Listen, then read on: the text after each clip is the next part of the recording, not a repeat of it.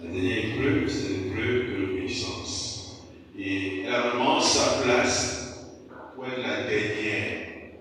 Parce que c'est quelque chose qui est enseigné tout le temps, c'est quelque chose qui est dit tout le temps, mais c'est une épreuve stratégique. C'est une épreuve importante. C'est une épreuve qui a sa place. L'épreuve de l'obéissance. Amen. Et malheureusement, c'est à ce niveau que beaucoup échouent et qui n'entrent jamais dans le canal. L'épreuve de l'obéissance. Alléluia. Nous sommes inspirés de Deutéronome chapitre 1, nous lirons le verset 42 à 46.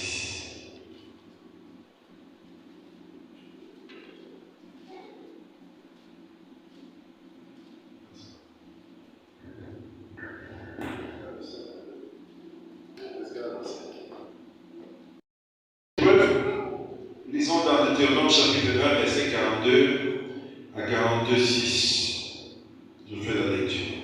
L'Éternel me dit, dis-leur, ne montez pas et ne combattez pas,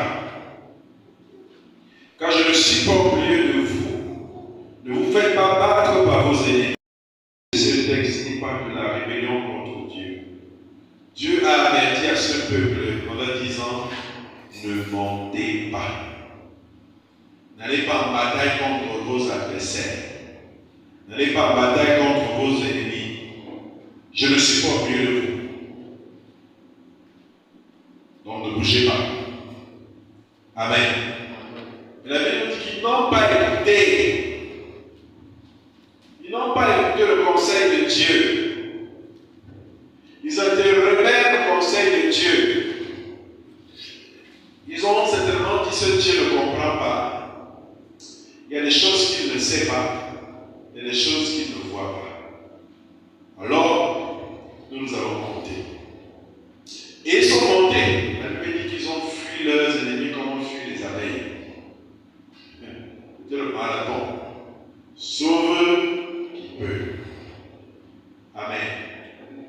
Ils ont subi une défaite, pas parce qu'ils n'avaient pas de guerriers, pas parce qu'ils n'avaient pas les armes, pas parce qu'ils n'avaient pas les capacités. On ne rate pas la bataille parce qu'on ne réfléchit pas, parce qu'on n'a pas les armes.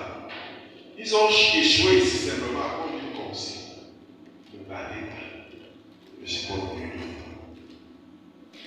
Amen. Ne partez pas, je ne suis pas au milieu de vous. Ne partez pas. Ils n'ont pas voulu écouter. Et donc, l'épreuve de l'obéissance consiste pour le Seigneur de créer en nous l'obéissance en la parole de Dieu. Dieu nous fait passer par cette épreuve pour que nous soyons capables d'être ceux qui, devant la parole de Dieu, obéissent. Parce que le cœur de l'homme est rebelle. Et Dieu veut donc nous enseigner l'obéissance. Il veut nous apprendre à respecter sa parole. Quand il dit sa parole, nous la suivons à la lettre. Parce que l'homme ne croit pas seulement être intelligent devant les autres hommes, il croit aussi qu'il est intelligent devant Dieu.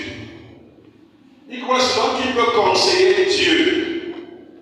Il pense que Dieu aussi peut se tromper parfois. Il pense parfois que Dieu ne voit pas et ne sait pas exactement. Amen. Donc du coup, il n'écoute pas Dieu. Amen. Et donc le Seigneur va souvent nous faire passer par l'épreuve de l'obéissance. Pour nous apprendre, pour nous entraîner à lui obéir. Pour nous entraîner à obéir à sa parole. Amen. Dieu veut, au terme de cette épreuve, que sa parole fasse autorité dans notre vie.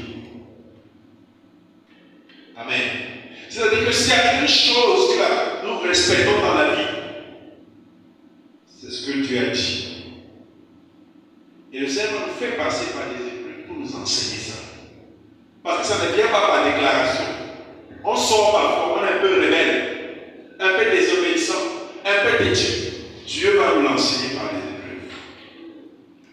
Alléluia. Souvent ça pique. L'épreuve fait mal, c'est douloureux.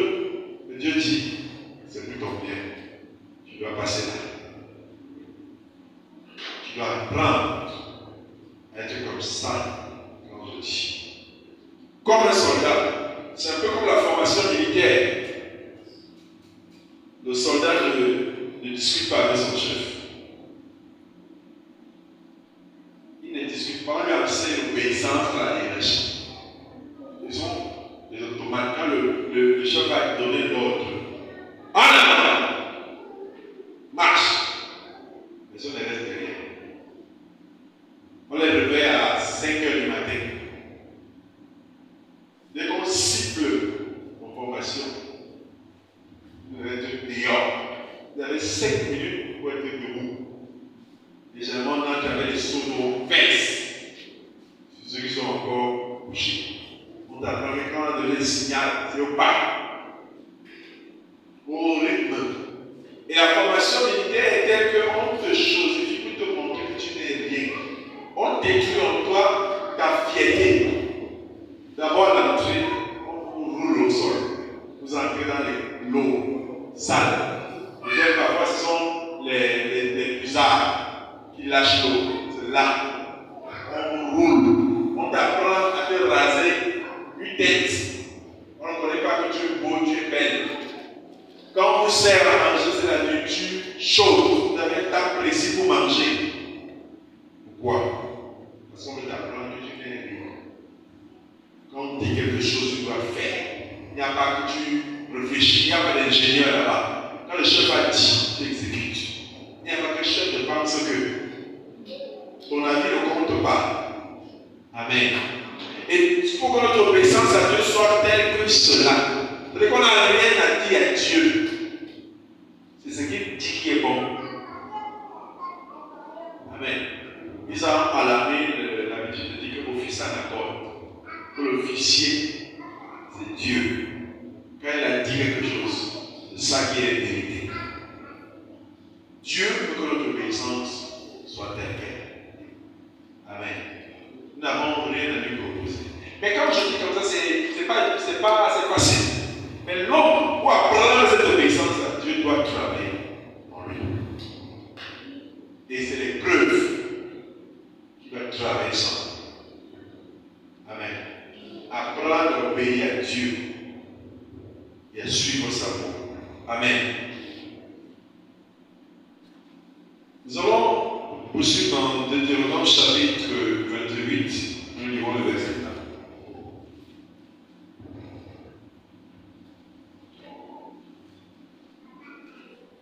Deutéronome 28, verset 1.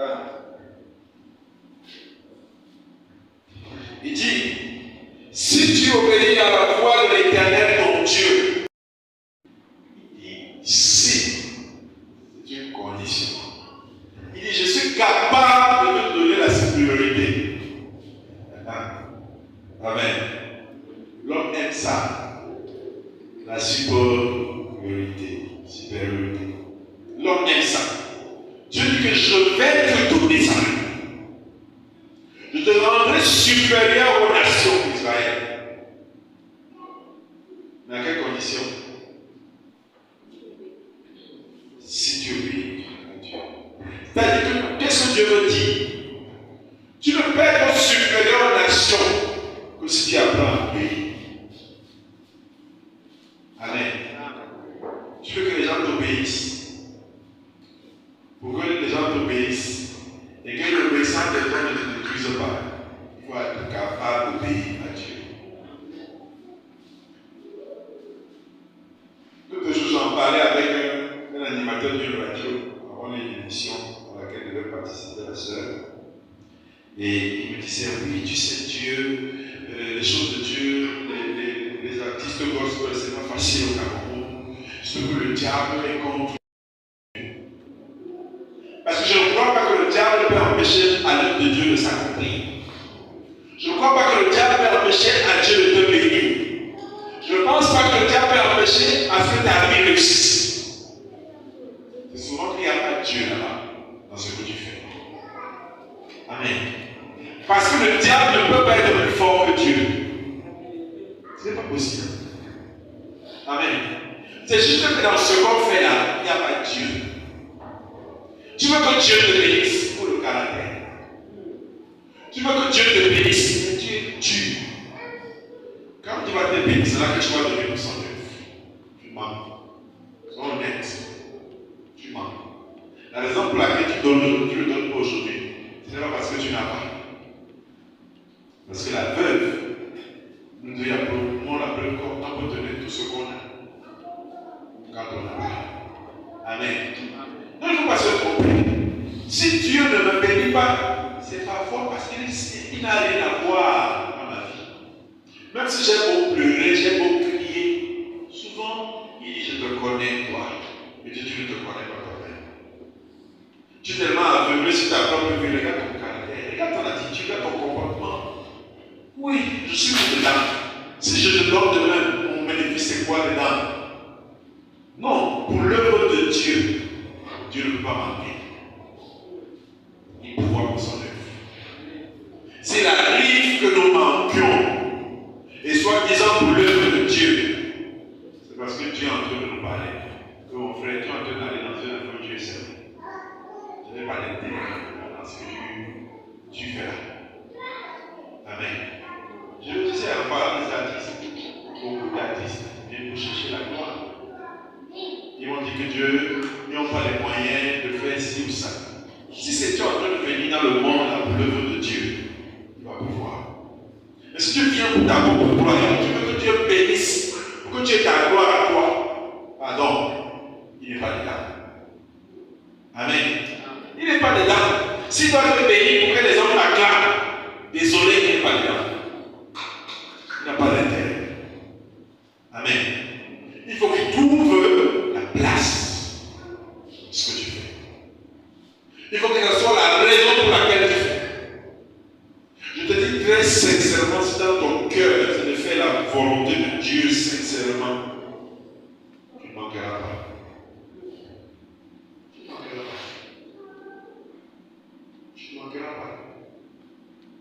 Mais comme Dieu sait, il est obligé encore de travailler. Amen. On est obligé de travailler nos cœurs. Il dit si tu obéis, quand mon cœur sera flexible, facile à obéir à la parole de Dieu, Dieu saura qu'il ne peut pas me perdre. Parce que mon cœur est déjà travaillé à l'obéissance. Amen. Quand le cœur encore rebelle les amis de Dieu, quand le cœur peut encore discuter avec Dieu, il y a un problème. Quand mon cœur peut encore donner son avis en s'engageant avec Dieu, c'est un problème.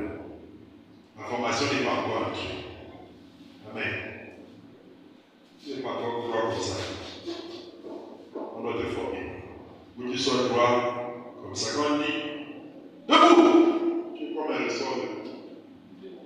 Amen. On t'apprend la discipline de Dieu. Si tu obéis. Amen. Si tu obéis à la voix de l'Éternel, ton Dieu, en observant et en mettant en pratique tout ces commandements que je te prescris aujourd'hui, l'Éternel, ton Dieu, te donnera la supériorité sur toutes les nations.